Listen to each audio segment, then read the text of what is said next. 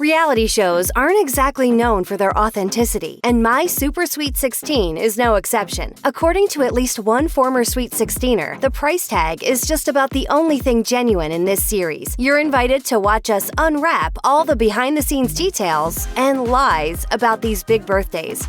First, cars.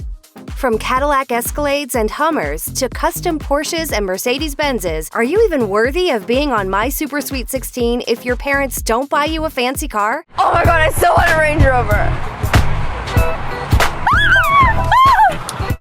While most of us were borrowing our parents' minivan or taking the bus, the kids of My Super Sweet 16 were having meltdowns over not getting the specific sports car they wanted. What 16-year-old really needs a BMW? Some of the parents on My Super Sweet 16 totally agree, and the fancy cars they gift their kids may be staged by producers. In an interview with Special Events, Stacy Ziegler, who worked for a catering company that assisted with an MTV birthday bash, spilled the beans that the birthday girl really got a Honda or a Toyota, even though the cameras showed her getting a BMW X5. In other words, some of those whips may just be for the cameras, unless you're Lil Wayne's daughter. In that case, you get a BMW and a Ferrari.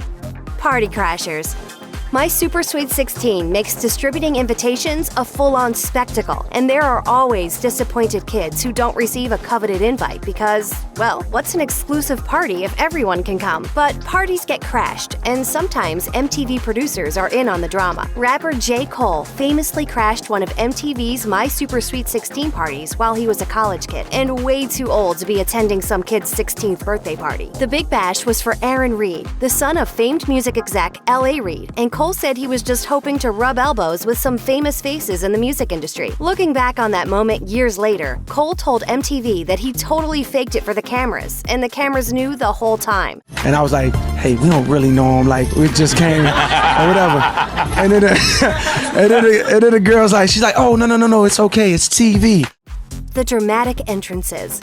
Dramatic entrances are the cornerstone of My Super Sweet 16. As it turns out, the real-life party may even be more dramatic than we see. Those grand entrances are supposedly shot over and over and over again. According to Nikki Kane, whose Sweet 16 was featured in a 2009 episode, many moments were replicated multiple times to produce the perfect material. Kane claims she had to walk in and out of a room repeatedly so the small film crew could capture different angles. The team also allegedly made her repeat her very best lines. She told Babe, if I would say something funny or that they thought was dramatic, they would ask me to repeat it, which is annoying because then it's not the same. It kind of sounds fake. The teens aren't mean. My Super Sweet 16 has had its fair share of divas and meltdowns. Where there's money, there can be privileged kids who don't understand the word no.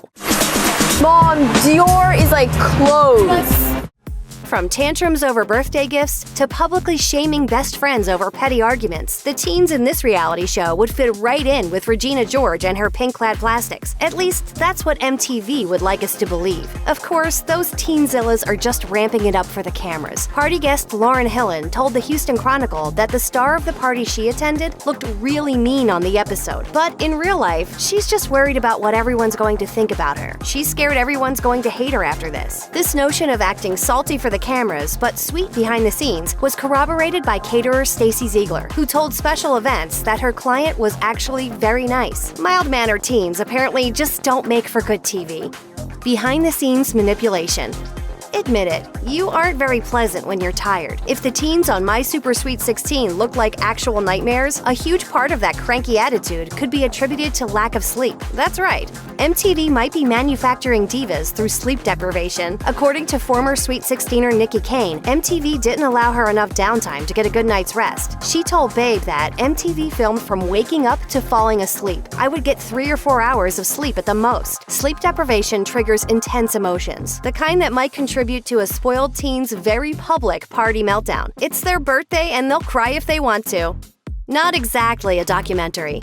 My Super Sweet 16 is framed as a documentary, an authentic depiction of the lifestyles of privileged teens on their milestone birthdays. This is rapidly getting out of control.